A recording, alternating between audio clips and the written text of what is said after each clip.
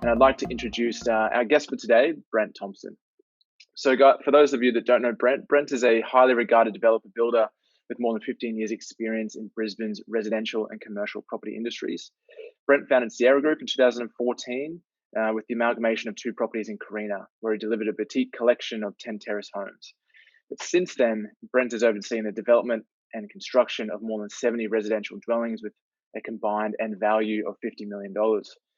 He has established a reputation for authentic community engagement, meaningful client relationships, and quality design and construction outcomes. Brent is highly regarded within Brisbane's property industry, receiving the Urban Development Institute of Australia Young Queensland Leaders Award for 2018. He is also currently serving as a member of the UDIA Brisbane City Council's Policy Committee, and he is a qualified carpenter and holds an open builder's license, allowing him to identify efficiencies in the construction, design, and deliver developments that offer unprecedented luxury and value. Quite the wrap there, Brent. So welcome for today. Thanks, Julian. No, it sounded good. Great, mate. So for everyone to sort of get a better understanding of yourself and lay of the land, do you mind just filling in some of the blanks there in your bio, a few more key milestones that sort of got you to where you are today? Yeah, so I guess the thing is that we've been developing in the residential space and predominantly infill townhouses here in Brisbane. That's because my background's in residential construction, predominantly townhouses and detached dwellings. And so it made sense for us as a developer to start in that space that we knew really well. And so geographically as well, we really concentrated in Brisbane and specifically in the inner east. And so over the last 5 to 6 years, that's what we've been doing. As we've seen some changes in the market, we've transitioned away from that infill townhouse market into the luxury home market and the medium density apartment space. So it was very much, our journey's been about starting where and growing from there. Great. So, I mean, as today's all sort of about technology and how technology is sort of evolving and seeping into more and more parts of the development industry, what are some of the significant changes you've seen on the technology front during that journey? Yeah, I think over 5 to 6 years, it's been fairly extensive. But if I look back at the last decade, it's probably, where the changes have really happened. If I look at where across obviously construction and development. So if I look on the construction side, certainly the software that's come out to enable scheduling and budget control and daily logs and managing job sites and workplace health and safety is really incredible. And that's made, cloud-based solutions to be able to manage that process and do it efficiently. And then on the development side, obviously a lot of cloud-based programs that we now use, whether it's things like Dropbox for file storage, Asana for project management. The construction program I touched on was Build a Trend that we use, accounting software like Xero, and then obviously now feasibilities like Aprao. So there's been lots of changes in technology, and we're really quick to embrace those, or at least give them a trial to try and see if they can make our the way we do things a little bit more efficient and systematic. Yeah. Okay, so I mean, obviously all of those are sort of hitting some pain points that have come up along the way, and you've tried to solve them, whether it was a Google search or a recommendation from a mate looking for some sort of solution there. What are some of the, the pain points or some friction points at the moment that you're looking to overcome? Yeah, I think the pain points, there's different pain points. Sometimes there might be in regards to things that you can't always control, like planning or market conditions and things like that. And then there's the day-to-day operational pain points. And I think whether it's development or any business, I guess you're trying to minimize those things. And probably the biggest one is communication. I mean, communication drives everything. And so being able to communicate within your own internal team, external team, and then any other stakeholders, that's really probably where most breakdowns come from. Even if you look at anything from financial control to scheduling, task management, things like that, it's really about communication. And so, yeah, I think we're always just eager to try anything that might make that process easier. I think we're onto some pretty good things now, and I know this isn't about Aprao, but obviously that was probably one thing that we just wanted to resolve was how can we do our feasibilities in a collaborative way that was online, cloud based. Yeah. To answer your question about pain points, yeah. Yeah, no, absolutely, absolutely. I mean, do you mind stepping us through your process? Let's just say a pain point presents itself today. Sort of what's your secret sauce, or how do you go about looking for different solutions, implementing that, getting buy-in from the rest of the team, and sort of all the other stakeholders you have some touch points with? Yeah, I think we're fairly aware of pain points of sometimes just rear their heads when things go really wrong. But I think we're quite collaborative and aware of how things are operating, and we've got a really good communication within our team to sort of talk about how things are going and how we could improve them. So, I mean, we identify them fairly early, and then if we can't work out a solution within the systems or the processes that we've already got to make those easier.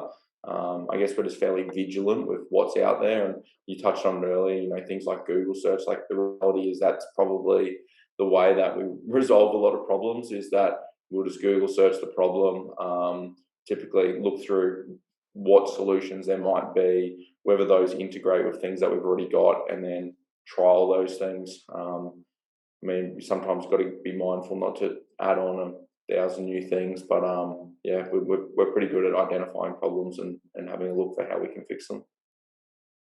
Yeah, I think that's a sort of a common trend that I hear from a lot of developers is that while the market is getting sort of flooded with a lot of solutions at the moment, it's about the integration between them and the buy-in and the usability. Like no one wants to log into three different apps every other day just to sort of check out how the schedule is affecting any other part of the business. So yeah, no, it's I guess it's a common thing.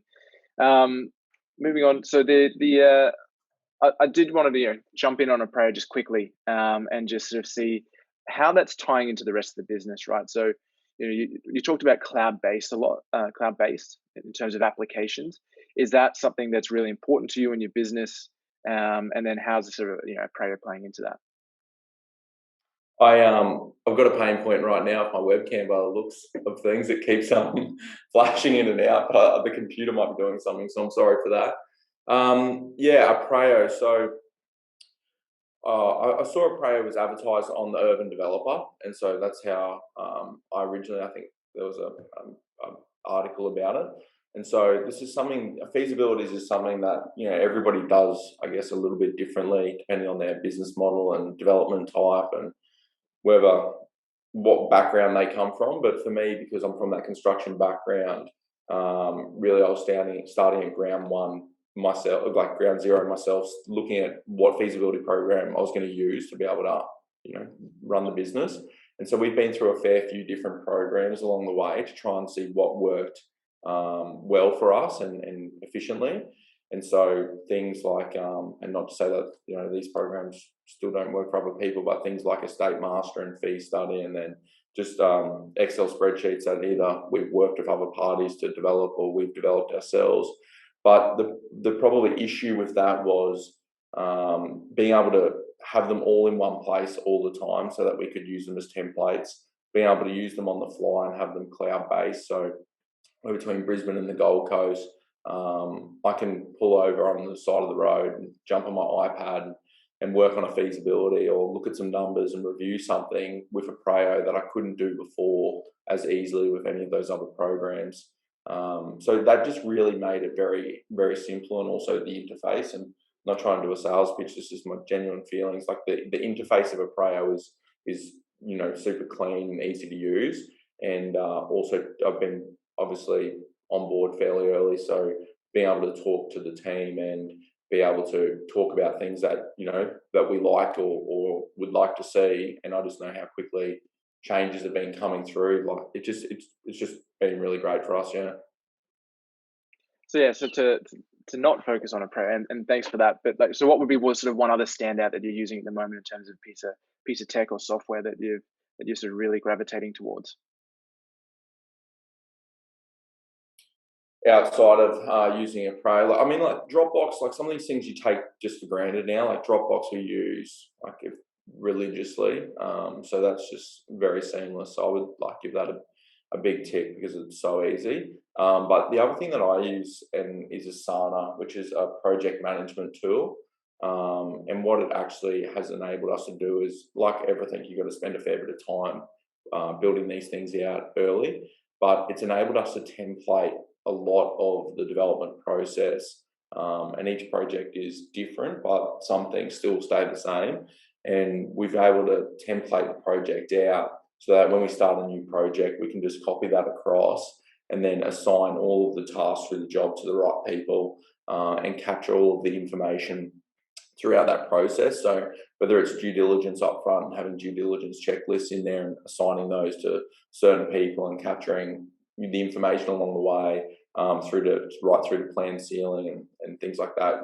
I've found Asana is really good for that, to put everything in one place. Yeah, it seems like the common thread there is that collaboration. Whether it be on Aprao, where a lot of people from wherever they're sitting on the Gold Coast, from Brisbane, Asana, the same thing, Dropbox, the same thing. It's any device anywhere is kind of the thing moving forward, and to get that team and everyone working together and using the best bits.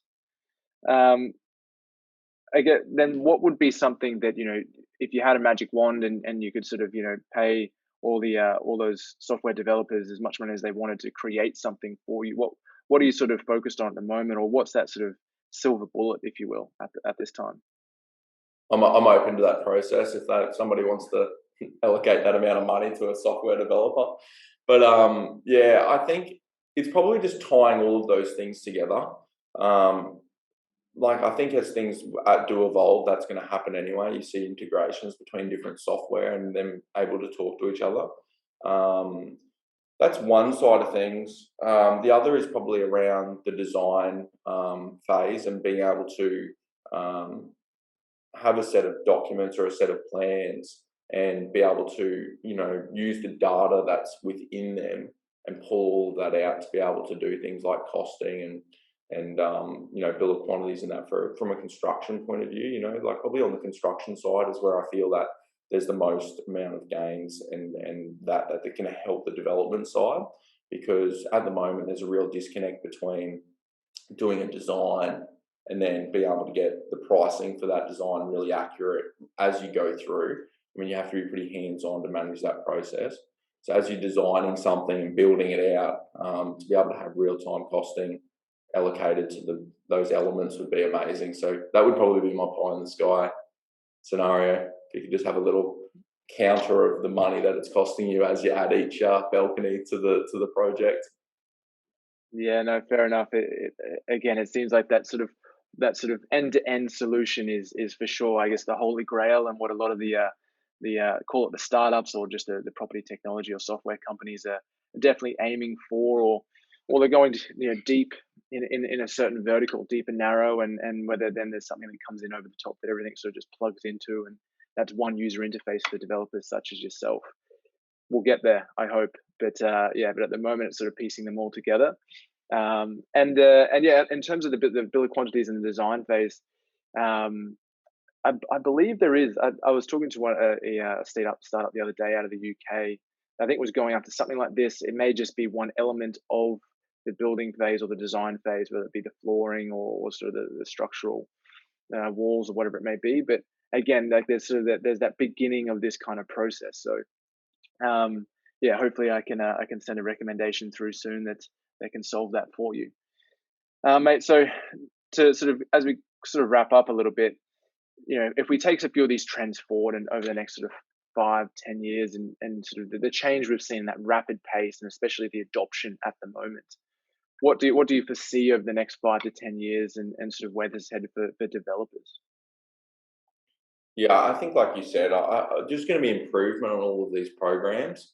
I think the other thing is obviously the speed of the software, and that's getting better and better, which is making things, more seamless. So I think that more people are going to probably adopt them, and then as more people adopt them, and we've seen that with Zoom that we're using during the pandemic is that it's made it a lot easier for people to be able to, collaborate in ways like this. So as everybody adopts technology, that's going to really help drive that process. But I think then the integration of all of those different systems and programs is obviously going to continue to improve. And like you said, people are going to build off of those things, whether it's one that's been built in a silo that then starts to expand and then overlaps with another, and then they identify that they can work together.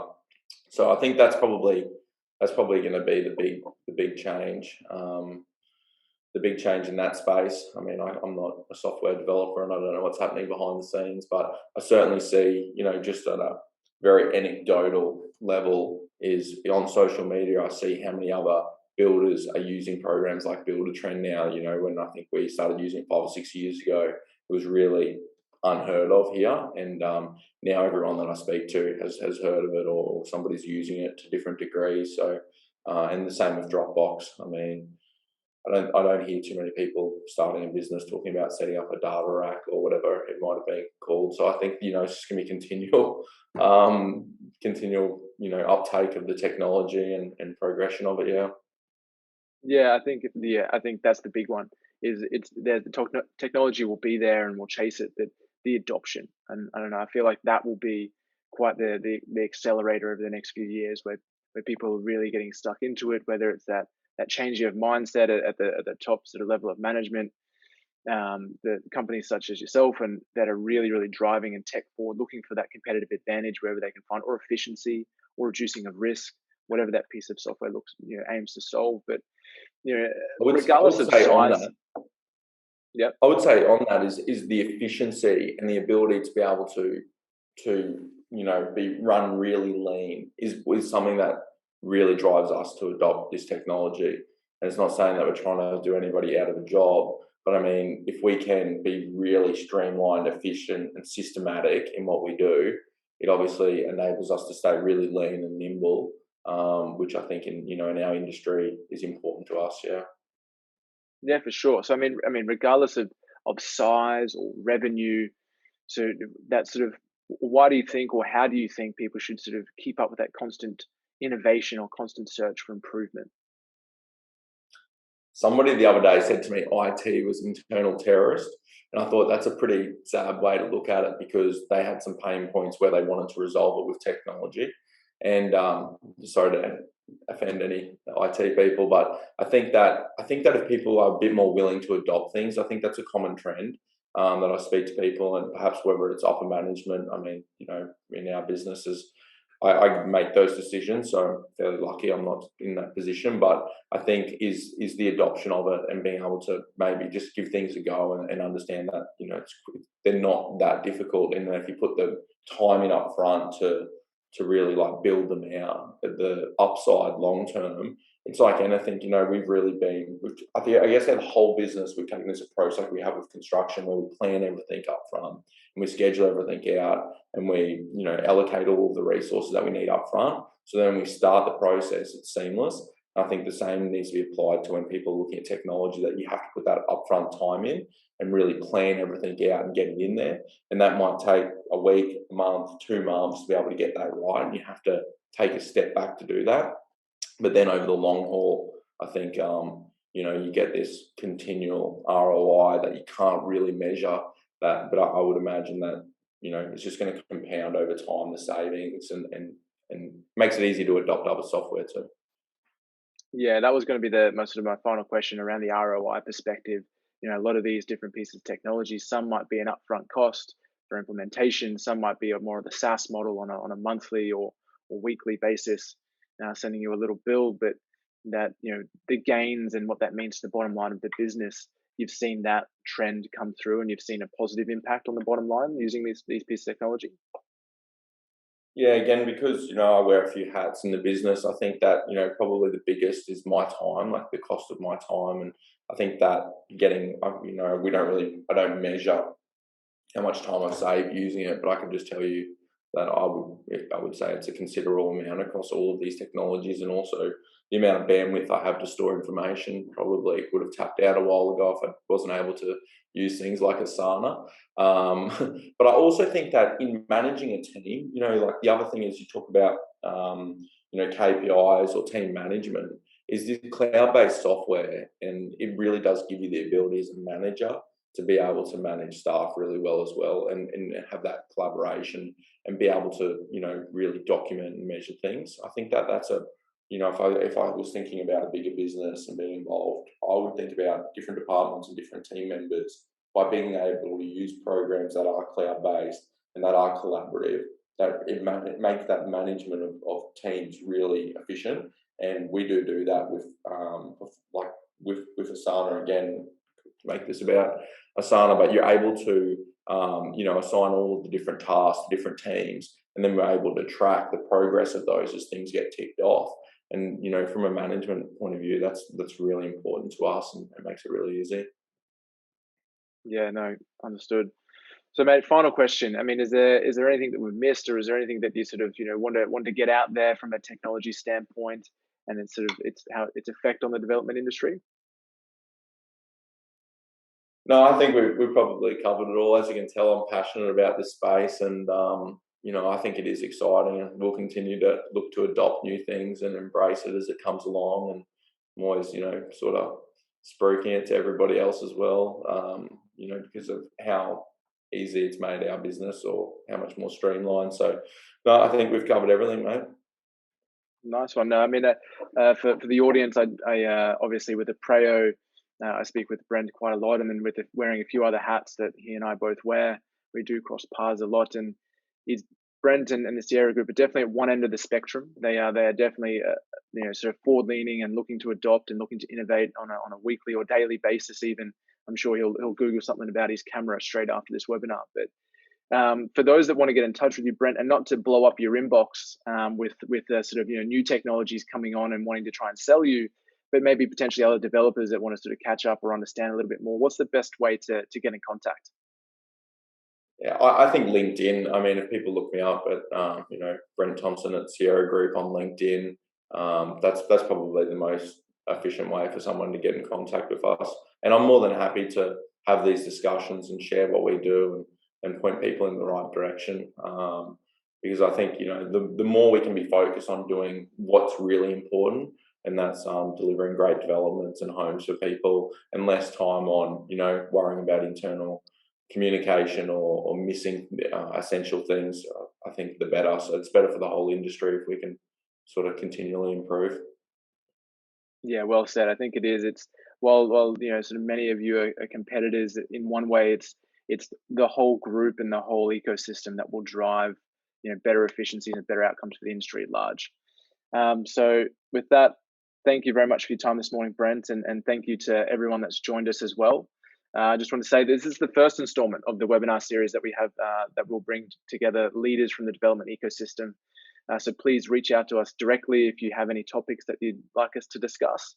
The next one is on June 3rd, and we'll be joined by Clinton, Head of Lending and Property Development for Trilogy Funds, one of the leading lenders in today's market. So until then, everybody, and Brent, thank you very much and take care. Thanks, Julie.